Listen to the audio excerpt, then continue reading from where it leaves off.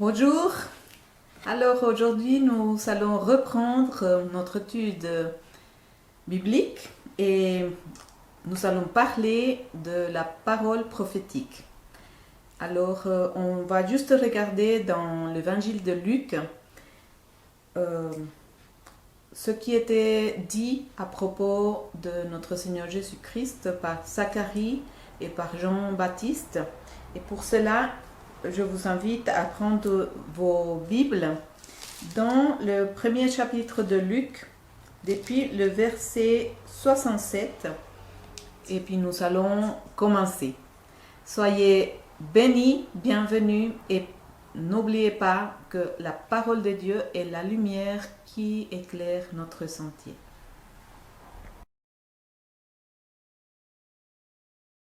Entonces, alors commençons. Je vais vous lire à partir du verset 67, donc dans Luc, premier chapitre, il dit « Zacharie, son père, fut rempli du Saint-Esprit ». Donc on voit bien que Zacharie n'était pas en train de parler de lui-même. C'est le Saint-Esprit qui parlait au travers de lui. Et il prophétisa en ces mots. Béni soit le Seigneur, le Dieu d'Israël, de ce qu'il a visité et racheté son peuple. Pour moi, il est important de voir que ici, les temps dans lesquels la parole est écrite. Parce que ici, le Saint-Esprit est en train de parler au passé.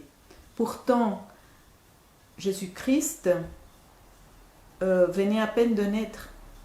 Il n'y avait pas eu la crucifixion ni la résurrection, et cependant, cette parole s'était accomplie.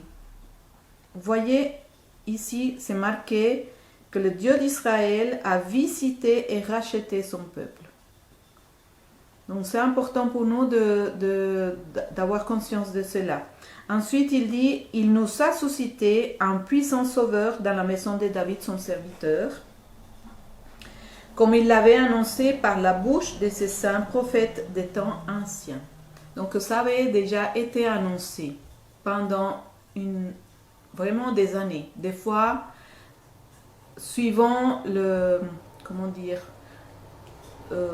que doit se manifester sur la terre, doit être annoncé pendant une longue période de temps. Dans ce cas précis, c'était notre Seigneur Jésus-Christ, le Verbe, la parole qui allait se faire chair, venir dans ce monde pour nous sauver. Et donc il a fallu des siècles de proclamer la parole et annoncer le Christ pour que la parole se manifeste sur la terre. Alors, au verset 72, il dit « C'est ainsi qu'il manifeste sa miséricorde envers nos pères et se souvient de sa sainte alliance. Selon le serment par lequel il avait juré à Abraham, notre père, de nous permettre, après que nous serions délivrés de la main de nos ennemis, de le servir sans crainte, en marchant devant lui dans la sainteté et dans la justice tous les jours de notre vie. » Donc là, nous voyons quelque chose, mes frères, qui est important. C'est-à-dire, la première chose, c'est que Dieu se rappelle de ce qu'il a dit. Et il ne se retire pas. Il avait fait un serment à nos ancêtres, Abraham, Isaac et Jacob. Et le serment il avait juré à Abraham, notre père. Et voici que nous pouvons avoir confiance parce que Dieu ne dit pas quelque chose en vain. Une chose, il l'a dite et il l'accomplit. Alors ici, il dit au verset 74, c'est ce qui nous intéresse à nous, de nous permettre, parce qu'il s'agit de nous, de toi et de moi. Donc il dit de nous permettre, après que nous serions délivrés de la main de nos ennemis, de le servir sans crainte. Et en marchant devant lui dans la sainteté et dans la justice. Regarde bien qu'il y a un ordre. D'abord, nous sommes délivrés de nos ennemis et ensuite, nous pouvons marcher en sainteté de vie et dans sa justice. Alors, il y a une chose importante, c'est que ici, ennemi n'est pas une personne de chair et de sang.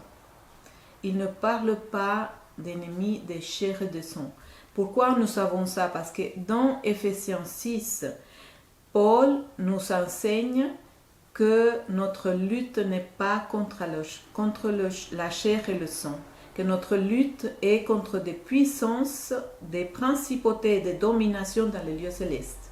Alors, nous savons que nos ennemis se trouvent dans ces lieux célestes et ce sont des entités spirituelles.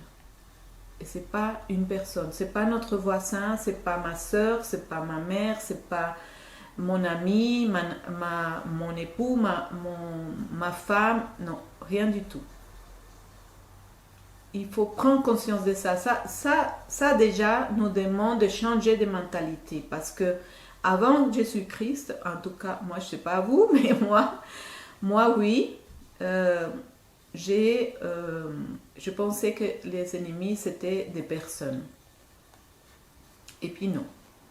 Alors voilà, donc pour cette première parole de Zacharie, nous voyons déjà que le propos de Dieu en nous donnant un sauveur, c'était de nous délivrer de nos ennemis. D'ailleurs, on voit bien pendant toute l'histoire du peuple d'Israël que le Seigneur a envoyé souvent quelqu'un pour les délivrer de leurs ennemis.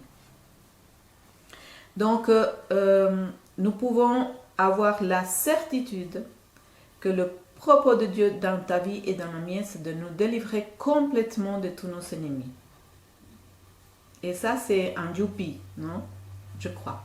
Voilà. Donc, maintenant, à savoir quels sont ces ennemis que tu as. Moi, je connais la plupart des miens. Je suis toujours en train de découvrir des choses. Mais à toi de demander au Seigneur quels sont tes ennemis spirituels. Parce que nous avons des ennemis spirituels. Nous avons aussi des comportements qui ne sont pas selon la nature de Dieu. Et tous ces comportements en nous font défaut. Voilà.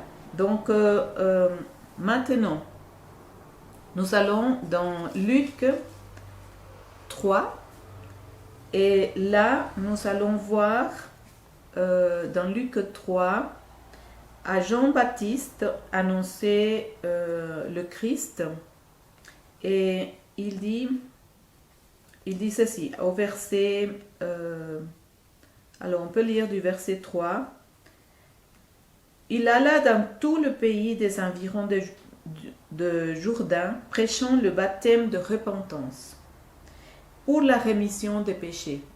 Vous voyez l'équation, non? C'est repentance des péchés, repentance d'une vie passée, repentance d'une manière de penser, de parler et d'agir, pour que nos péchés, nous ayons la rémission des péchés. Donc c'est un ordre. Selon ce qui est écrit dans le livre des paroles d'Ésaïe, et de nouveau nous retournons à Ésaïe, que c'est un livre merveilleux, que je vous conseille de lire. Et le prophète disait, c'est la voix de celui qui crie dans le désert, il parlait des gens, préparez le chemin du Seigneur, aplanissez ses sentiers. Et donc la manière pour préparer le chemin du Seigneur, c'est la repentance, c'est renoncer à cette vie passée. Ça, c'est la manière comment est préparé le chemin pour que le Seigneur vienne dans nos vies. Alors, toute vallée sera comblée, toute montagne et toute colline seront abaissées. Ce qui est tortueux sera redressé et les chemins raboteux seront aplanis. Alors, là, le prophète Ésaïe parler de ce que le Seigneur allait accomplir dans nos vies. Ça veut dire que les vallées seraient comblées, à savoir quels sont tes vallées à toi. Il y a chacun. Et pour cela, la parole nous dit dans Matthieu 7, 7, nous dit « Demandez et vous recevrez. Frappez et on vous souffrira. » Donc, nous pouvons avoir la certitude que si nous voulons savoir quelles sont les vallées de notre vie, le Seigneur va nous montrer quelles sont ces vallées dans notre vie. Puisqu'il n'est pas en train de parler de mon prochain. Il te parle à toi directement aujourd'hui. À toi qui m'entends et à moi-même, moi qui lis. Et là, il dit aussi, toute montagne et toute colline seront abaissées. Quelles sont ces montagnes dans ta vie, ces obstacles, toutes ces choses qui t'empêchent de vivre la bénédiction de Dieu? Quelles sont ces choses? Parce que la parole est en train de te dire que cela va être abaissé et que tu peux le croire et puis tu peux t'attendre à ce que la parole fasse ça dans ta vie. C'est pas j'ai toute cette situation, j'ai une situation qui est impossible pour Dieu. Non, c'est pas ça. Il dit que ce qui est tortueux va être redressé. Qu'est-ce qui est tortueux dans ta vie? Parce que aujourd'hui, je te dis, ça va être redressé. Et les chemins raboteux seront aplanis. Alors, quels sont ces chemins que tu as pris dans ta vie qui t'ont entraîné dans des mauvaises situations, dans des relations mauvaises, des relations toxiques? Quels sont ces chemins qui t'ont amené dans ces chemins où il y a des épines et des chardons? Parce qu'aujourd'hui, le Seigneur te dit, ça va être aplani. Voilà. Et ensuite, au verset 6, la couronne de ça, c'est toute chair verra le salut de Dieu. C'est une promesse absolue en disant, si tu me cherches et si toi, tu veux que je te sauve, oui, tu verras le salut. Parce que toute chair, c'est dire n'importe qui m'entend maintenant, verra le salut de Dieu. Ensuite, nous allons dans Luc 4 et nous allons regarder quelque chose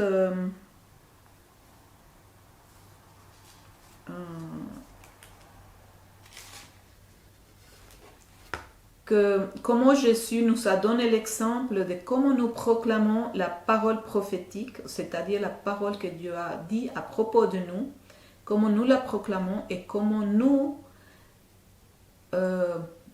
commençons à dire et qu'elle s'accomplisse aujourd'hui. Alors, maintenant il dit, chapitre 4. Jésus s'est rendu à Nazareth, pardon, ça c'est au verset 16. Jésus s'est rendu à Nazareth, où il avait été élevé. Et selon sa coutume, il entra dans la synagogue le jour du Shabbat et il se leva pour faire la lecture. Remarquez bien que c'était une coutume que le Seigneur avait d'aller à la synagogue et le jour du Shabbat. Il avait cette habitude. Et on lui remit le livre du prophète Ésaïe. On revient au prophète Ésaïe. Alors, l'ayant déroulé, il trouva l'endroit où il est écrit « L'Esprit du Seigneur est sur moi », donc il parlait de lui, « parce qu'il m'a oint », donc il est en train de proclamer qu'il a été oint par Dieu, pour annoncer une bonne nouvelle aux pauvres. Il m'a envoyé pour guérir ceux qui ont le cœur brisé, pour proclamer aux captifs la délivrance et aux aveugles le recouvrement de la vue, et pour renvoyer libres les opprimés, pour publier une année de grâce du Seigneur. Youpi! Ça, c'est une merveilleuse nouvelle. Maintenant, ensuite, il dit, il roula le livre, le remit au serviteur et s'assit. Tous ceux qui se trouvaient dans la synagogue avaient les yeux fixés sur lui. Alors il commença à leur dire, aujourd'hui, cette parole de l'Écriture que vous venez d'entendre s'est accomplie. Voyez, à ce moment-là, Jésus était en train de dire, cette parole est établie maintenant. Ce décret sur ma vie, c'est à partir d'aujourd'hui qu'il commence à se manifester dans ma vie. Aujourd'hui, et c'est comme ça qu'il nous a donné l'exemple à nous par rapport à toute parole que notre Père a dit à notre sujet. Voilà. Et puis maintenant, ma question pour toi, alors que nous voyons que Jésus-Christ nous a été envoyé pour que nous soyons sauvés dans toutes les situations, dans tous les arènes de notre vie. Ma question pour toi, c'est, est-ce que tu es pauvre? Parce qu'aujourd'hui, le Seigneur te dit, je suis venu pour t'annoncer des bonnes nouvelles. Est-ce que tu as le cœur brisé? Parce qu'aujourd'hui, le Seigneur te dit, je suis venu pour guérir ton cœur. Est-ce que tu es captif? Captif de quoi? Des fois, nous avons des addictions, des fois, sommes en servitude à un travail qui ne nous plaît pas, ou sommes en servitude à des gens des relations mauvaises. Il n'y a que toi, dans ta conversation avec le Seigneur, qui peut savoir de quoi tu es captif, ou si tu as le cœur brisé, si tu ne le sais pas. En général, on le sait. Mais à la captivité, parfois, on n'est pas conscient qu'on sommes captifs. Et aujourd'hui, le Seigneur te dit, je suis venu dans ta vie pour proclamer ta délivrance. Aujourd'hui, pas demain. Aujourd'hui, de toute captivité. Ensuite, il dit aux aveugles, est-ce que tu es aveugle? Et là aussi, je te conseille de demander au Seigneur si tu es aveugle et puis dans quel domaine de ta vie tu es aveugle. Où il y a de l'obscurité dans ta vie. Parce qu'aujourd'hui, le Seigneur te dit aussi que tu vas retrouver la vue et tu vas voir et la lumière va te permettre de voir la situation sous le regard de Dieu. Et ensuite, il dit, renvoyez libres les opprimés. Alors, les opprimés, en fait, comme moi je le vivais, peut-être quelqu'un d'autre aurait une autre façon de comprendre, mais opprimé, c'est quand on est condamné tout le temps, quand on est jugé dans notre pensée, quand on est tout le temps culpabilisé parce qu'on a parlé, parce qu'on n'a pas parlé, parce qu'on a fait ou n'a pas fait. Il y a ce juge intérieur qui est constamment là. Moi, j'avais ça, c'était une oppression constante, des jours et des nuits. Et ça, c'est une torture. C'est une vraie torture. Et le Seigneur te dit aujourd'hui, si tu es opprimé, aujourd'hui, je te renvoie libre. Aujourd'hui. Alors, et pour couronner, il dit, pour publier une année de grâce de notre Dieu. Souvenez-vous que Pierre a dit, un jour sont comme 1000 ans. Alors, une année de grâce, imaginez. Donc, tu peux te dire, je suis sous la grâce de Dieu.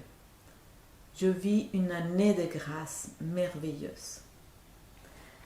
Alors, mes frères, moi, mon témoignage, c'est que j'étais dans tout ce terrain-là, tous ces domaines-là. J'étais aveugle, j'avais le cœur brisé, j'étais pauvre, financièrement et pauvre à l'intérieur parce que tellement d'ignorance en moi. Et j'étais opprimée. Et je peux vous dire que le Seigneur est fidèle à sa parole. C'est pour ça qu'aujourd'hui je suis là et que j'ai envie que mes frères comprennent la vérité, que j'ai envie que mes frères puissent cheminer et retourner à cette merveilleuse relation avec notre Père Céleste. Alors soyez bénis, que Dieu vous garde, vous bénisse, à bientôt.